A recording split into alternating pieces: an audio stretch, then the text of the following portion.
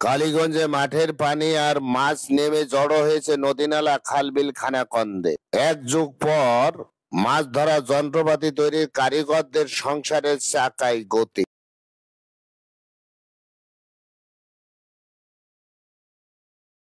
বেশি সময় পর চলতি বছরে বর্ষা মৌসুমে জুড়েই ছিল বৃষ্টির আনাগোনা। বেশ কিছুদিনে লাগাতার ভারী বর্ষায় মাঠঘাট পানিতে ডুবে একাকার হয়ে গিয়েছিল। ফলে বছরটিতে প্রচুর পরিমাণে দেশি প্রজাতির মাছও জন্মেছে।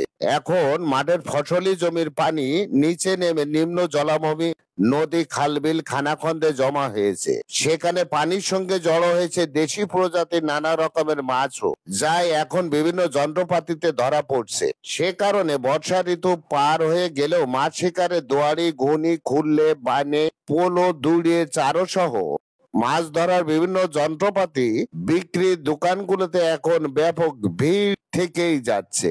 কাজেই দামে বেশি, তবুও বিক্রিও বেশি। ক্রেতারা বলছেন, দাম যতই বেশি হোক না কেন, 2-1 দিনের মাছেই সব খরচ উঠে আসবে, কিন্তু মাছ ধরার আনন্দটা পাবেন বাড়তি। অপরদিকে কারিগরদের ভাষ্য, দীর্ঘ কয়েক বছর বর্ষা মৌসুমে খুব একটা পানি হয় না, ফলে মাছও জন্মে না। কিন্তু এবছর হয়েছে মাঠ ডুবানো পানি, মাছও জন্মেছে সেই রকম, যা ধরার জন্য যন্ত্রপাতির ব্যাপক চাহিদা। বছরটিতে তারা বেশ পয়সা পেয়েছেন। এতে কারিগরদের সংসারের গতি বেড়েছে কয়েক গুণ। সরেজমিনে গত সোমবার সকালে কালীগঞ্জ শহরের বাঁশবেত দিয়ে কুটির শিল্পে তৈরিকৃত মাছ ধরা যন্ত্রপাতি বিক্রির দোকানগুলোতে ভিড় দেখা যায়। এখানে শুধু দোকান মালিকেরা নয়, কারিগরেরাও কেউ কেউ নিজেদের তৈরিকৃত জিনিসপত্র সড়কের পাশে বসে বিক্রি করছেন। আর দূর দূরান্ত থেকে আসা মানুষ তাদের প্রয়োজনীয় মাছ ধরা যন্ত্রটি কিনে জোর কদমে বাড়ি ফিরছেন। এ সময় একাধিক কারিগর ও ব্যবসায়ী জানান, বিগত 1 যুগেরও বেশি সময়ে বর্ষাকালে মাঠঘাট ভাসানো বৃষ্টি হয়নি। যতটুকু বৃষ্টি দেখা মিলেছে তা মাছের বংশ বিস্তারের জন্য যথেষ্ট নয়। ফলে বাজারে মুক্ত জলাশয়ের দেশি প্রজাতির মাছও তেমন দেখা যায়নি। সে সময়ে মাছ ধরা যন্ত্রপাতি বিক্রি এক প্রকারে ছিলই না। কিন্তু এ বছরের চিত্র সম্পূর্ণই ভিন্ন। কেননা এই মৌসুমে খালবিল, খানাখন্দে পর্যাপ্ত পানি রয়েছে, যেখানে জন্মেছে প্রচুর পরিমাণের মাছ। যে কারণে কদর বেড়েছে মাছ ধরার যন্ত্রপাতি, যা বিক্রি বিগত 1 যুগেরও অধিক সময়ের মধ্যে এ বছরই সর্বোচ্চ। ব্যবসায়ী বিমল দাসের অভিযোগ, মৌসুম আসলেই মাছ ধরা যন্ত্রপাতি বিক্রি করেন, কিন্তু সম্প্রতি কয়েক বছর জলাশয়ে যতটুকু পানি জমে সেখানে যে মাছ জন্মে সেগুলো রেণু অবস্থাতেই অসাধু ব্যবসায়ীদের বিক্রি করা অবৈধ কারেন্ট জাল ও চায়না দুয়ারিতে শিকার হয়ে যায়। এতে যেমন কুটির শিল্পে তৈরিকৃত দুয়ারির চাহিদার উপর প্রভাব পড়ে, তেমনি প্রভাব পড়ে মুক্ত জলাশয়ের মাছ পাওয়ার উপরও। তিনি বলেন, তাদের কুটির শিল্পে বাঁশবেত দিয়ে যে মাছ ধরার যন্ত্র তৈরি করেন সেগুলো রেণুপোনা নিধন হয় না, কিন্তু চায়না দুয়ারিতে রেণুপোনা থেকে শুরু করে বড় মাছ সবই নিধন করে ফেলে।